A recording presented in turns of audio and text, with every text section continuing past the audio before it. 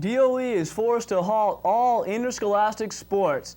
And we have video action of last night's Navy basketball tournament. Also, Cable Sports has the Jim Plunkett Rags to Riches story. Good evening, welcome to sports. Today's word from the Department of Education is that all junior and senior high school athletic events are canceled indefinitely because nearly every coach on Guam seems to be on the picket line. School Superintendent Joe Ogden tells me there are not enough coaches and support personnel to go around. DOE Sports Director Carla Smith is asking all coaches to continue practicing with their teams, even if it means holding workouts on local playgrounds and public parks. According to Smith, you just can't go out and recruit alternate coaches who are not qualified because that's how young athletes get hurt. So sports in the public school system is now at a standstill. Boys interscholastic basketball began Friday and was to be played all week long. As you recall, this year's football was postponed a month from a lack of helmets, but the team still got a full season in. So island sports enthusiasts are now hoping the basketball schedule will also be a full one. Got underway last night, and a lot of spectators showed up for the action. There are 4 teams participating in the week-long tourney.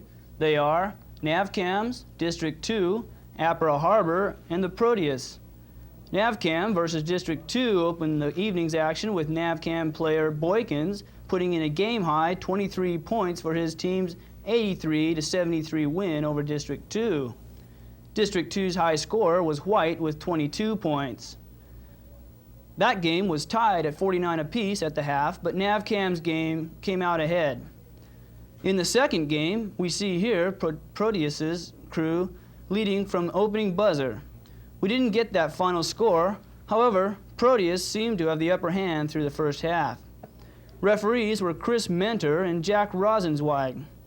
They got as good a workout as the players. Tomorrow night, it's Apra Harbor versus District 2 at 6 p.m., and the Proteus takes on NAVCAMS at 8 in the Navy gym. And in last night's Youth Center World Basketball League quarterfinals, we heard the Jonia Spartans win a nail-biter on KATB radio. The Spartans edged the Umatic 76ers by a score of 64-62.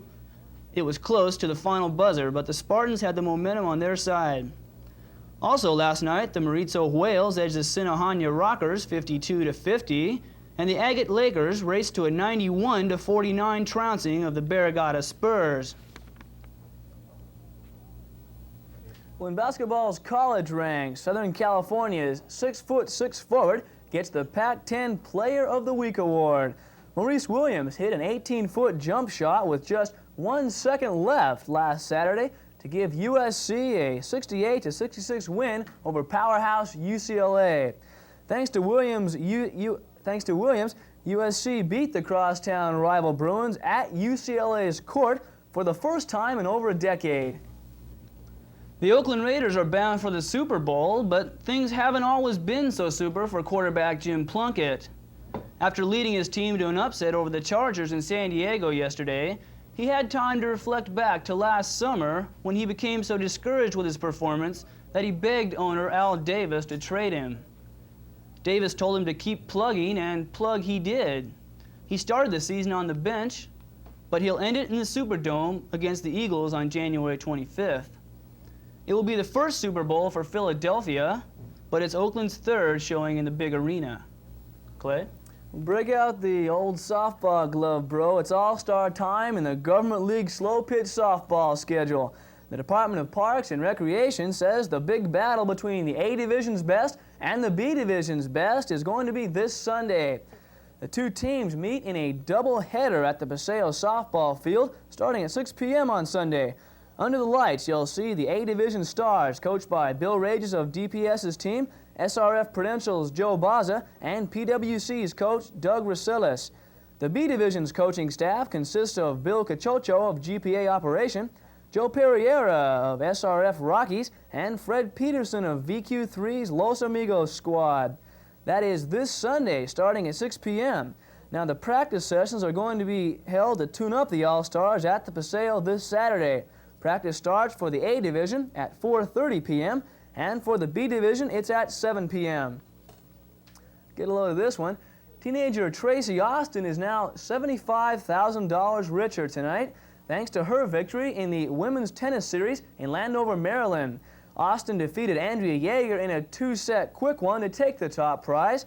Also in women's tennis, today was first-round action in a Kansas City tournament. So far, West Germany's Sylvia Haneke is coming on strong with a quick 2-set victory over Mary Lou Paddock. Well, Clay, a lot of people seem to be throwing darts these days. The Guam Darts Association has launched their season, and tonight we'll see the King's Lounge throwers traveling to London Square at 7 p.m. And at the same time, the red carpet goes to Fiddler's Green and try to hit the bullseye a few more times than the Fiddlers can.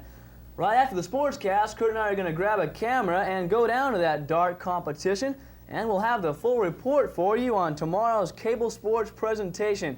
Well, that's it for sports tonight. That's sports. Good night. Good night.